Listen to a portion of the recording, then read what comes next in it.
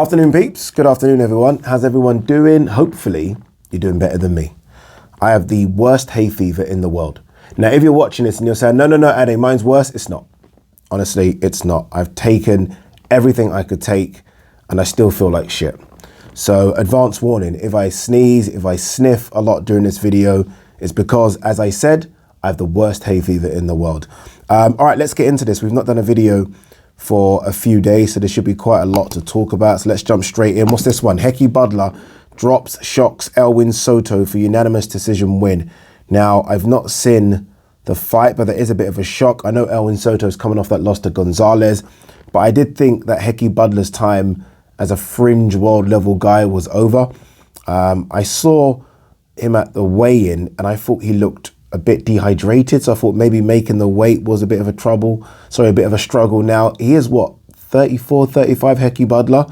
But look, I've been lucky enough to go and see Hekkie Butler train and spar, and he's resilient, he's strong.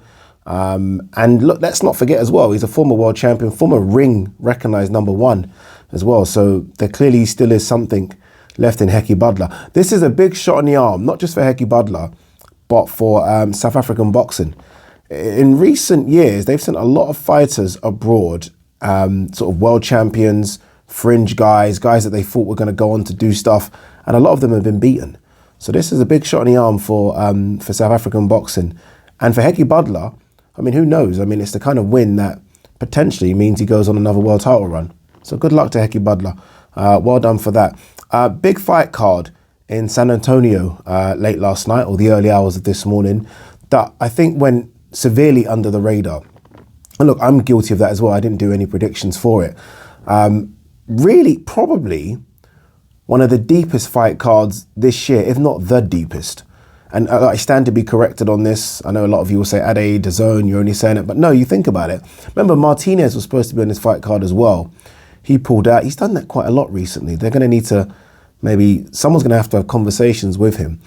But if Martinez was on the card, you would have had, I believe, 4 world title fights on the card, plus a Raymond Ford, who's one to look forward to in the future. That's good.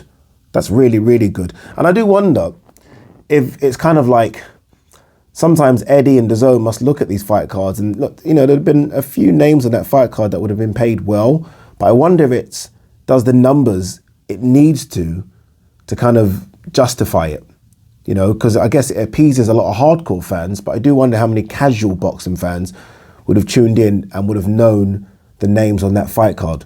But for the hardcores, and you know, we are few and far between, you look at some of those fights and you're thinking, geez, those are some decent fights and some really good names on it. Obviously, look, the main event, Bam Bam Rodriguez, who, by the way, is on a ridiculous run. And not many people, I mean, again, separate the hardcores and casuals. Not many casual fans would have known about Jesse Rodriguez a year ago.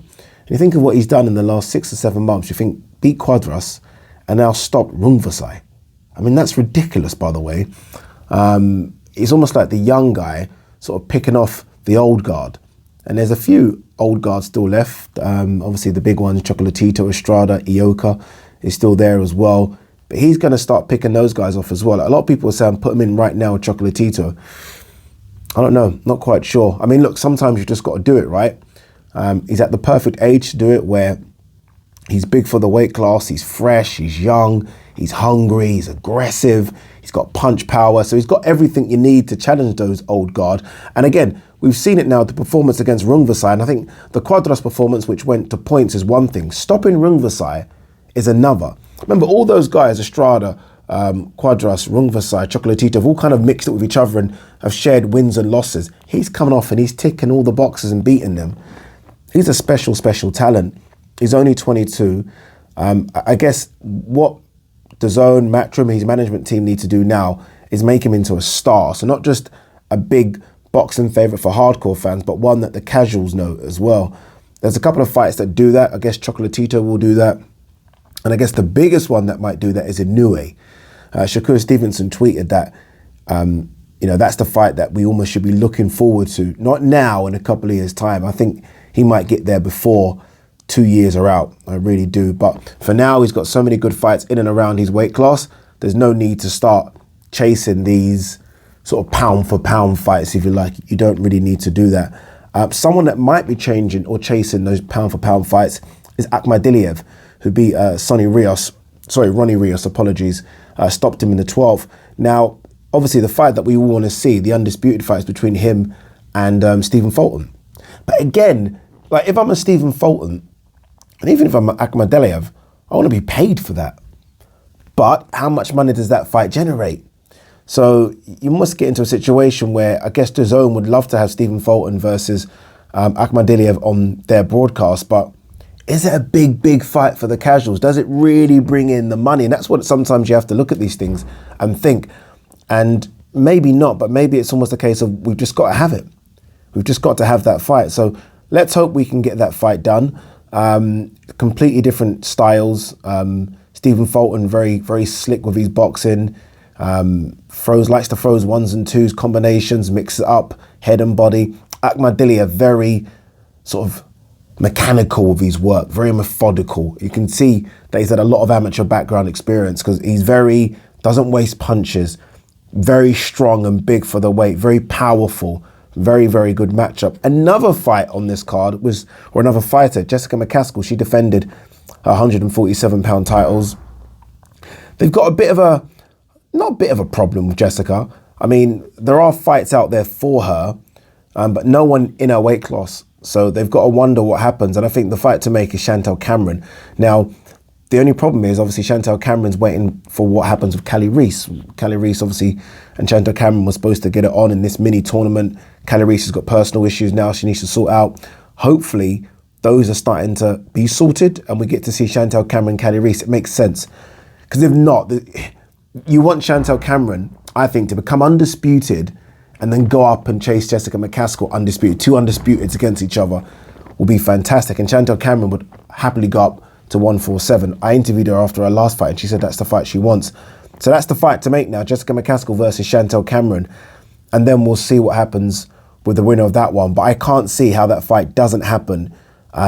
Maybe back end of this year or early next year. It's the fight to make. A good win for Raymond Ford as well. He beat Richard Medina. Raymond Ford's one to look out for. Very flashy. Just like him. I didn't necessarily like the kind of basketball stuff he was doing. I don't know if you guys have watched the fight. He started to like play around and started to do the basketball stuff. I'm like, just concentrate. Get the win first. Get the win. Get it in the bag and then start doing all that stuff. But look, good fight card. It's a shame that Martinez wasn't on it. But all in all, when you look at the fight card, and as I say, I don't think there are as many deep fight cards this year. But what we're getting now is a lot of sort of good main events, and then it gets quite thin, where you only remember the main event if you think about it. So yeah, good fight card put on by Matchmaking DAZN. Another one that Matchmaking DAZN are going to put on September 17th is Canelo versus Gennady Golovkin, the trilogy fight. The one that I guess ends this thing that Canelo and GGG are doing. You know what? Canelo looked very angry sort of throughout the whole thing, right? The press conference, the face-off. Don't know if you guys have seen that with Todd Grisham or little bits of it anyway. Seemed very angry. And I'm thinking, why are you angry? Like, you got a gift the first time round. The second fight and the lead up to that, obviously, you guys know what happened with sort of him failing the drug test. I know they've kind of looked at it again and I feel like they've kind of said he didn't, whatever. Anyway, look, but he failed the drug test in the lead up to it. I think you got a gift in the second one as well. Like, you could have given the first one definitely to Golovkin, the second one a draw. If anyone should be pissed off in the lead up to the third fight, it should be Golovkin, no? Am I getting it wrong? But look, it's a great fight. It's weird now, when this fight was first spoken about 4 months ago, you know, if GGD got past Murata and if Canelo got past Bivol, I was like, no, the way GGG looked against Murata, I'm not sure. Yes, he got the job done. He went up a few gears that Murata didn't have. But I was like, still don't know if I want to see that. But now that Canelo got beat by Bivol, I like the idea of it. And I'm sold. I'm sold on it. I think it's going to be a good fight. I think those people that are sleeping on GGG, I think you might be surprised that you're going to see a better GGG than expected. I don't think the gap between Canelo and GGG is as big as you think it is. Is Canelo a favourite? Of course he is. He's the younger guy. He's the fresher guy. He's the guy that's been campaigning at 168 now for the best part of, 2-3 years. So obviously he's going to be the big favourite. But in Canelo, so in GGG, you've still got a guy That's only lost once, and that was controversial. So there's still a guy there. And again, if you watched the Murata fight, when he did sort of come through Murata's body attack, once he started to go through the gears himself, he looked very good. His jab looked good. He looked strong, a lot physically stronger. His feet are still slow, but he's smart enough in order to know what positions to get into. GGG is still a problem. He's still a problem. And again, we don't know the mental state of Canelo coming off a loss. Don't get me wrong, Canelo looks really focused and, you know, he's still, for me, a pound for pound top 4, top 5. So you're looking at a very, very elite fighter. But you never know. GGG looked really old, didn't he? I mean, GGG, I know like 40 isn't old in my head. Maybe because I'm 41. But GGG looked a lot older than that. He almost looked like he was 50. He looked like an old man. I don't know if the 8 pounds are going to be beneficial. Some people, including myself, have said, oh, he should have gone up in weight, but that was a long time ago. I thought he looked a bit bulky and stiff against Murata. You add another slab of 8 pounds of muscle onto that, and you think, oh, he's going to be even slower then, surely. So I don't know if it benefits him to come in at 168. Look, super middleweight's 161 pounds. Might as well just come in, you know, low, 164, 165. There's no point being super heavy. Or sorry, hit the scales at 164, 165. There's no point being super, super heavy, so your feet are that much slower. He's naturally, when you guys saw the face-off, he naturally is bigger than Canelo. He just is. So, look, we'll see. We'll see how it plays out. I am excited for it. I know Canelo said things like, you know, GGG is only here for the payday. He's going to retire. Well, look, I mean, he's going to retire GGG. Well, everyone's here for the payday. This isn't, you know, this is bloody championship boxing. It's dangerous. Pay me. I do wonder if it is going to be GGG's last fight. We'll see how he looks, right? If it goes to points and it's controversial again, or it's even close, then I think there's a couple more fights in there for Gennady Golovkin. You think of the Chris Eubank Jr. one over here as just fun fights, maybe not fights against sort of elite, legit 160, 168 pound guys, but you never know. We'll see how he looks before we draw conclusions on whether or not it's Gennady Golovkin's last fight. But yeah, I'm still a bit miffed as to why Canelo's so angry. It really should be the opposite corner that's a bit pissed off, if I'm honest with you. I think the only thing he can be angry about is maybe that since the second fight, and I know GGG wanted the third fight immediately after, but since the second fight, GGG has gone on and done nothing, if I'm honest with you. He's done nothing. What, Zaramata, fucking Murata. You look at what the body of work that Canelo's done since then, it's actually incredible. Like, it's cleaned up at 168, 175 fights as well. He's done a lot of work in those 3 or 4 years where Golovkin hasn't really done much. Eddie Hearn must be buzzing. You know, I mean, I know that Eddie Hearn likes to get a bit of stick from some people, but you think about it, sort of last week, apologies, he was in Saudi Arabia doing the face-off between Usyk and AJ, which is going to be a massive fight. Then he flies to Hollywood to do the face-off between Gennady Golovkin and Canelo, massive fight. Then he puts on a really good card, I thought, in San Antonio. Then he flies back to do the second face-off between AJ and Usyk, and then he starts to build up to Chisora Pulev. Jesus Christ, this man might as well live in the sky. Fucking hell, he barely touches the ground. But yeah, look, should be a good fight, that one. Can't wait. I got the call a couple of days ago to say that I'm going to be involved in all of those fights. So it's still incredible. It's still incredible and a dream as well. I want to quickly mention, I don't want to go too high on this kid yet because, again, you don't know. Adam Azim yesterday, I was flicking, I wasn't really watching it, but I watched the fight in full this morning. Bit of a talent, isn't he? Now, don't get me wrong, should he be beating the opponents in front of him? Yeah. But sometimes it's how you beat them that impresses me. And there's something about Adam Azim where I'm thinking, you know, I almost want to fast forward his career for another 7 or 8 fights and see where he is. I like him. One to watch out for, definitely. It's good to see sort of young fighters coming through that you think might get to that world level where they start to get you excited. Like, I look at him, I look at someone like a Dalton Smith, and I'm like, there's something there in both of those guys. Someone who's at that world level and will stay there for a very, very, very long time is Shakur Stevenson. He fights Robson Conceicao September 23rd. For those of you that are like, oh, it's not Joe Cordina, let me tell you now, Robson Conceicao is very, very good. And in fact, I know Shakur Stevenson fought Oscar Valdez and beat him, and then that was a unification fight. Conceicao beat Valdez. Go and watch the fight. Conceicao beat Valdez, didn't get the decision because they were trying to obviously build up towards this one, boxing. He's an Olympic gold medalist as well from Rio, Pan American Games medalist as well. He's legit. Robson Conceicao might not be the name that a lot of you guys know, but he is legit. He really is. After that loss, which wasn't a loss, he's had a win over that. He's had a win since then, shutout win. It's a good fight. It's a good fight. You know, you think of someone that might be able to cause Shakur Stevenson problems from a boxing standpoint. Joe Cordini, yes, but Robson Conceicao, maybe even more so. Like, he's a very, very good boxer. Does he have the power to keep Shakur Stevenson honest? Not quite sure he does, but in terms of just, if this is a boxing match, he's as good a boxer as Shakur Stevenson is. His amateur record tells me that. So, yeah, I think this is a good little fight. Be interesting to see. A bit here about Canelo. I think I mentioned this before. Golovkin fought D-class opponents waiting for his last payday. I'm going to retire him.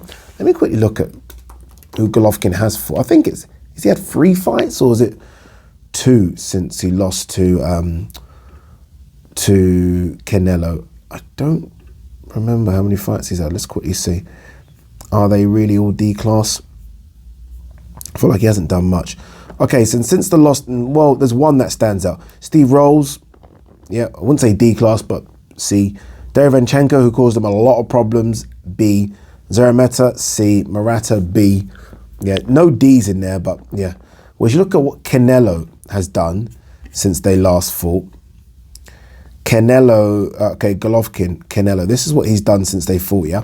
Rocky Fielding, D. Danny Jacobs, A.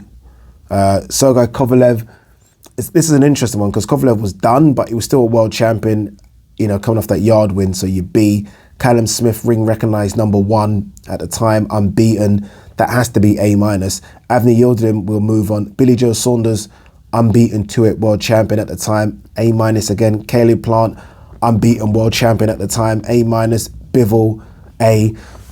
Canelo's put in some work. He has put in some work. Bertabiev's advisor, Artur's objective is to unify the division. So it should be. So it should be.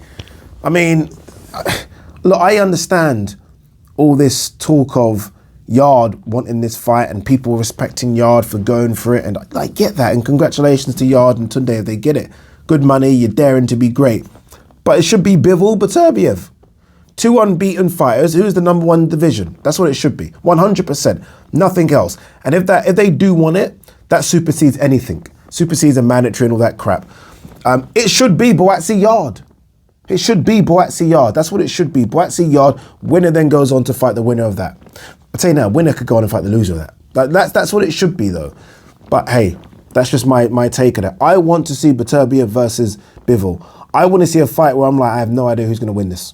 That's my thing. I want to see undisputeds. I want to see, we're getting to the stage now in boxing where there are a lot of undisputed fights. I want to see who the #1 in the division is. Because some people say Bivol, some people say Beterbiev. I'll tell you what, some people don't say, Yard or Boatsi. Let them work for it and let them fight each other. And then the winner of that is definitely like, okay, you're good to go. Right now, if Yard was to fight Beterbiev, by the way, Yard could do some madness in that fight. But if Yard fights Beterbiev and you ask 100 boxing people, 100 will say Beterbiev. If Bivol fights Beterbiev, I'm telling you now, it'll be like a 60-40 split. That's what I need to see. That's what I need to see. Fingers crossed we can make it happen. All right, anything else we got here? Tommy Fury versus Jake Paul is done, signed, sealed. Can't wait for that. I don't care what you guys say. Can't wait for that. Billy Joe Saunders. This is interesting. Reportedly training for a return. His representatives, though, have come out and said he's not. Now, we're hearing Billy Joe Saunders wanted to make a return in December. The only logical fight is Chris Eubank Jr. Sky Sports would chuck a load of money at it. It can happen. It could happen. I wonder how big Billy Joe is right now. You know, I know it sounds like a long way away, but can he even make 160? Will he ask Chris Eubank to come up to 168? Probably. Chris, you would do that. I I don't know, man. He's only 32. He's only 32. He's not fought for a long time now since that Canelo fight. Fingers crossed he's healed up mentally as well as physically. It all comes down to pounds and pence. If someone's going to pay him silly money to get in shape, I'm pretty sure he will get in shape. We'll just see. We'll see what happens. Is there anything else that we can talk about before we move on? I think that is it, people. All right, guys, peace and love.